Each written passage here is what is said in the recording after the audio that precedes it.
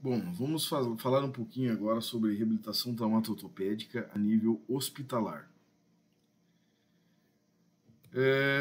Primeiramente, na reabilitação traumato-ortopédica a nível hospitalar, nós temos vários profissionais, né? Temos o enfermeiro, nós temos fisioterapeuta, nós temos outros profissionais que podem estar atuando na unidade especializada em traumatologia hospitalar. Então, é o que seria dentro do Hospital de Novo Hamburgo, né, famosa unidade A, né, unidade de politrauma, né, e pacientes mais agudos. Né. Então, esses pacientes então que sofrem fraturas e têm algumas disfunções ortopédicas são internados nesse tipo de unidade, onde o foco é traumato-ortopedia. Então, os profissionais vão atuar na reabilitação traumato-ortopédica, tanto na cirurgia, quanto no cuidado humano, quanto também nas medidas de reabilitação específicas de fisioterapia.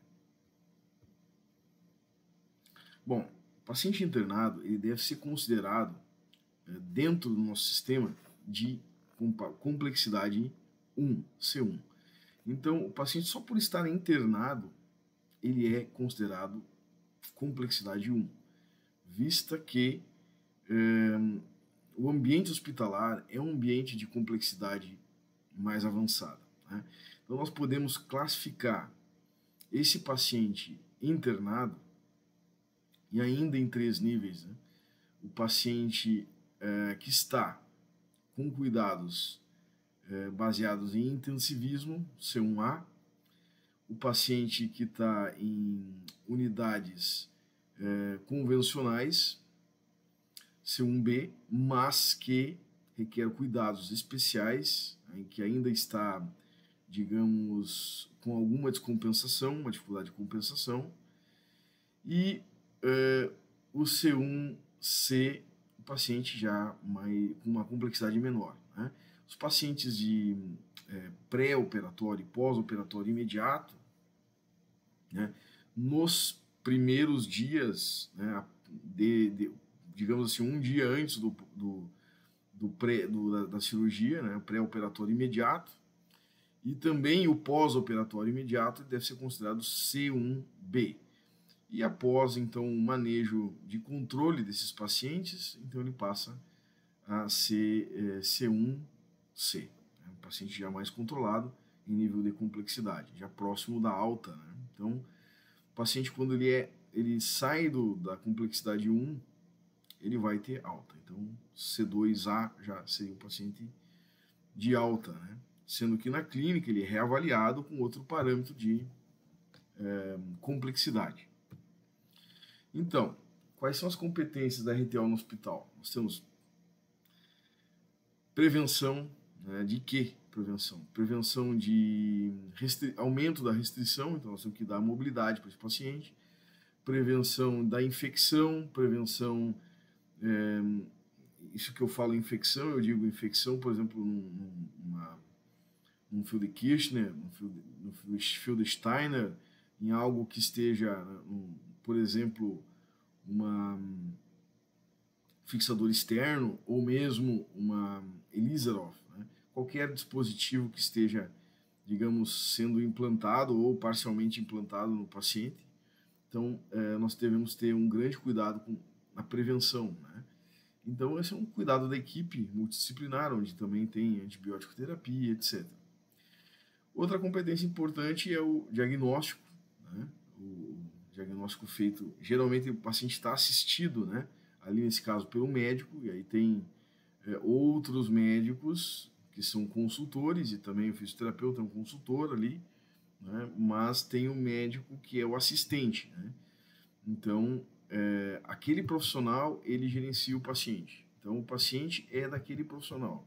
É o mesmo que acontece na clínica de reabilitação traumato-ortopédica, onde o fisioterapeuta pode ser o assistente do paciente, é o que assiste o paciente, e ele pode também obter a consultoria de outros profissionais, de um médico para fazer um diagnóstico específico, dar uma opinião específica.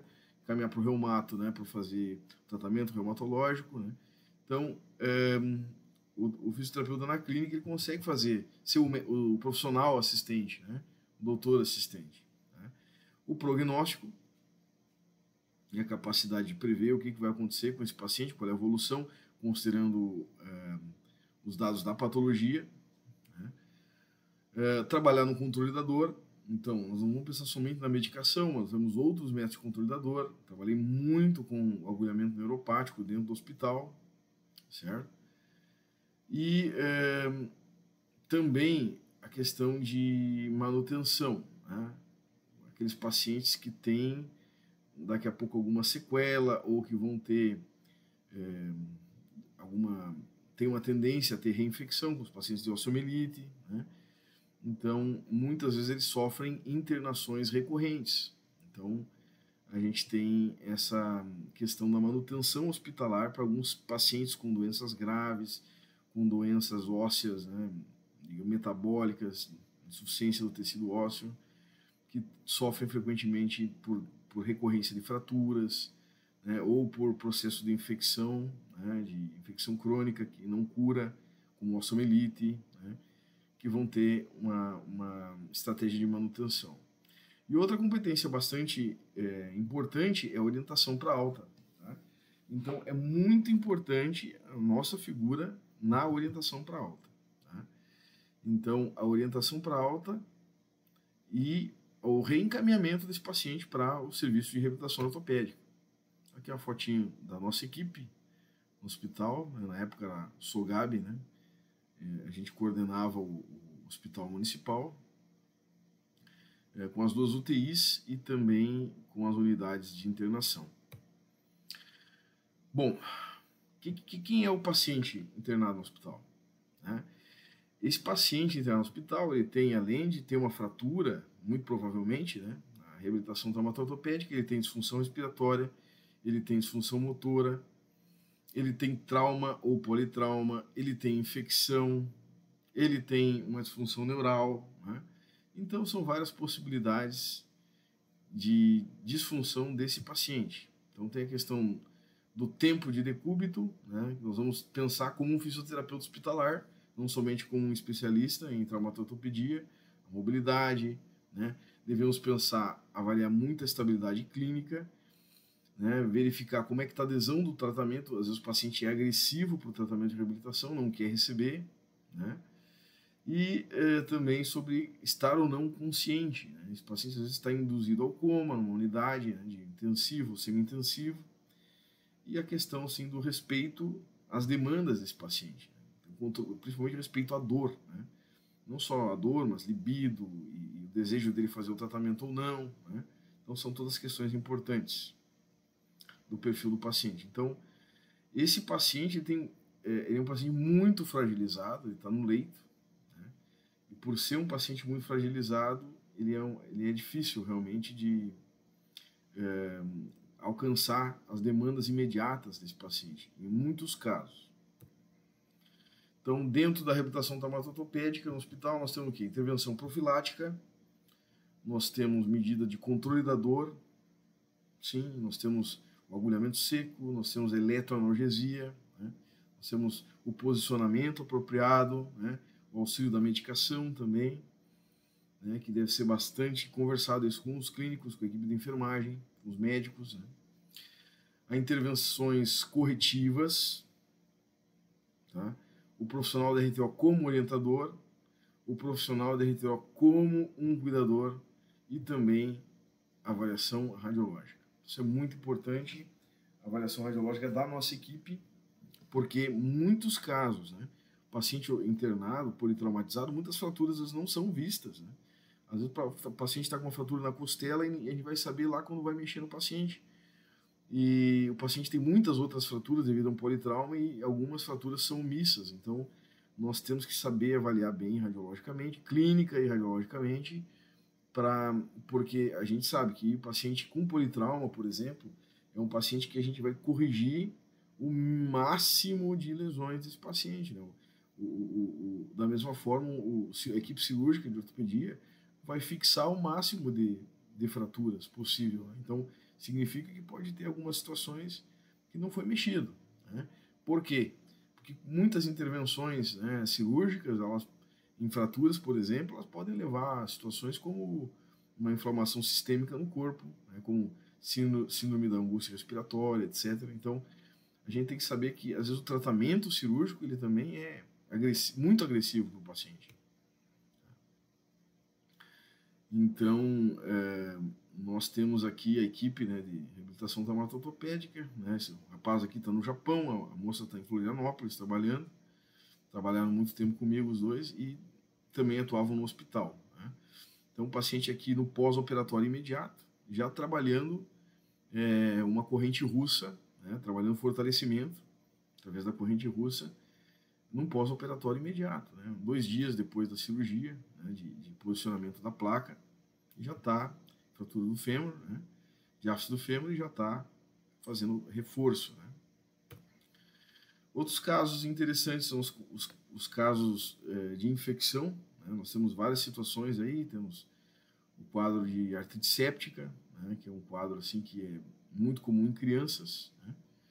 E a gente tem que logo pensar na prevenção, que é a questão de ganho de amplitude de movimento, porque essa articulação, ela inclusive precisa ser lavada, né, por causa das aderências que se formam no processo infeccioso, e é muito comum ficar sequelas, inclusive déficit de amplitude de movimento desses pacientes. Então é muito importante. E o trabalho, depois da internação, resolveu a cirurgia, resolveu a infecção, né, fez a cirurgia para debridamento ou lavagem, né? Muitas vezes ainda tem um trabalho extenso para ser feito dentro da clínica, então pode-se dar continuidade a esse trabalho. Fraturas expostas, né, também é uma coisa comum, então nós vamos se deparar com fixador externo, né, um tratamento, em alguns casos, até depois de ser corrigido, né, vai ser colocado o gesso, né? Muito difícil hoje em dia, tá? Mas está sendo utilizado muito mais. No caso de fraturas expostas, é utilizado o fixador externo, porque ele é um meio de tratamento que não é definitivo, né? É um meio de tratamento provisório, certo? Então, aqui nós temos também uma fratura exposta, né? Aqui com o osso bem claramente exposto, e aqui um fixador externo. Tá? Isso aqui é o osso, né? E essa aqui é uma pomada colocada ali para fazer a cicatrização e a antisepsia. Então, fraturas expostas são mais comuns, né? E hoje em dia as pessoas não morrem mais com fratura exposta, né? As pessoas às vezes perdem uma parte do osso que necrosa, né? Necrosa uma parte do osso, faz vários procedimentos aí para recuperação, inclusive para alongamento do osso. Tá? Então, o que se pergunta no caso de fraturas, né? O paciente está fixado, não está fixado, isso é importante. Tá? Está em tração, não está em tração, está com gesso, está com dor, né? Pode realizar apoio no membro. Isso é outra questão que tem que ser vista, né, pelo tempo, pelo controle radiológico, né, ver se já está vendo o calo ósseo, se já está cicatrizando, né, digamos ali a lesão, se o osso já está colando, né? Então são fatores importantes na avaliação em reabilitação traumatológica sobre fraturas. Inclusive o apoio, né, a evolução desse apoio, né, é muito importante por causa do apoio precoce, que muitas vezes gera, né, fraturas de placas, né? Então, que nem esse paciente aqui que nós tratamos nele, né, fizemos a fixação da diáfise do fêmur, e logo após nós colocamos a placa e esse paciente veio a quebrar a placa logo depois pelo apoio precoce não orientado, né? Não foi orientado pela equipe, foi por conta dele mesmo. Então isso também acontece no perfil psicológico do paciente. E a tendência de evolução para uma pseudartrose, né? Que é quando o osso não cola direito, né? Então é o que aconteceu ali, né? Iniciando uma pseudartrose, caso acabou tendo uma pseudartrose parcial. Então, como a gente falou, o paciente politraumatizado se fixa o máximo de fraturas possível, né? trabalhar a mobilização do paciente, né? Mobilização, no caso, que é importante. Claro que as fraturas são imobilizadas, mas a mobilização do paciente no leito, por causa da parte respiratória, também a questão de escaras de decúbito, né? Isso é muito importante. E fixador externo, como eu falei, né, ele serve muito, em alguns casos, para o tratamento definitivo e em outros casos para o tratamento provisório. Então, tem tratamento da infecção, que tem que ser feito, né, primeiro, né, a parte de limpeza, debridamento e também antibióticos, e também o alívio da dor e cuidados com o ferimento. É importante realmente a reabilitação precoce nesses pacientes. Então, esse caso aqui é um caso de tração de joelho flutuante, né? Então o joelho está aqui, ó, com fratura no fêmur e fratura na tíbia e fíbula. Então ele está na ferola de Bound com dupla tração. Ele está com a tração no fêmur e tração lá na tíbia, certo? Então é isso aí. Ok? Então, pós-operatório, antibiótico terapia profilática, tá? Monitoramento e revisão de curativos, raio-x de controle, orientação de imobilização, né? Analgesia, fisioterapia e também a parte laboratorial. Então, aqui está o Elizarov, certo? E esse é um procedimento que utiliza muito para alongamento ósseo, né? Então, interessante para aqueles pacientes que perderam um fragmento, né? Teve uma fratura que de fato não teve como recuperar, né? Ou necrosou o osso, né? Por falta de irrigação. Aqui o fixador externo, esse é um caso usado para tratamento de fratura de colo de fêmur em criança, um tratamento inovador, né? Foi feito com o Dr. Rogério, em alguns casos, né? Foi até encaminhado para um congresso, né, mundial de ortopedia. E aqui, osteomielite, né, que é um caso recorrente, que os pacientes às vezes tiveram uma fratura exposta e eles de tempo em tempo, né, muitas vezes não curam, né, essa fratura, de tempo em tempo retornam ao hospital para fazer o acompanhamento, tratamento, porque tem que debridar, tem que limpar, porque essa infecção retorna, né? Então, em alguns casos, os pacientes retornam várias vezes e até muitas vezes recebem o tratamento, né, o parecer diagnóstico para encaminhar para uma amputação. Tá? Então, aqui fraturas, né, por causa de tumores líticos, né? Então, isso aqui em crianças, isso também acontece em unidades de traumato, né? Então, no caso aqui, nessa fratura foi fixada, mas foi coletado o material aqui também para análise. Ok? Que é a tomografia do mesmo paciente. É um cisto ósseo aneurismático, bem provavelmente. Tá? E aí casos ali que a gente vê que é parte neurológica e traumática ao mesmo tempo, né? O caso do menino que reagiu a um assalto, tomou um tiro, acabou tendo um pneumotórax, TRM, trauma raquimedular, aqui a bala, né? O projétil aqui com um artefato, né? Gerando aqui essa aberração na imagem aí, essa distorção toda por causa do metal, né? Então, são situações que a gente tem interface neurológica. Então, tu vai ter que ver a parte de reabilitação dermatopédica, mas também tem a parte neurológica junto. Tá? E aqui a placa fragmentada, isso para vocês entenderem que não adianta só botar placa, tem que ter toda uma gestão desse paciente. Tá? E questão da sutura, né? A sutura, ela gera muitas vezes fibrose, né? Então, é algo que nós vamos ter que cuidar depois. No pós-operatório imediato, conter o máximo possível a inflamação. Então, o laser no pós-operatório imediato é bem interessante, porque o laser ele vai diminuir o processo inflamatório no tecido e vai evitar o excesso de cicatrização e a formação de aderências. Alguma aderência vai formar, né? Mas que se forme menos aderência. Tá? Então, na alta, orientações ao paciente, né? Observar sequelas, visualizar sequelas, estadiar as limitações do paciente, ver assistência de reabilitação, curativos, né? Ver o apoio, como é que vai fazer, já está na hora, né? Ficar avaliando isso, também fazer controle radiológico para definir se está bem calcificado e também a órtese. Então, essa questão do apoio é muito importante dialogar com o médico assistente que operou para discutir junto essa questão de quando fazer o apoio do membro, né? Começar com apoio parcial, vai ser simplesmente com a sustentação do membro no chão e depois vai evoluindo, né?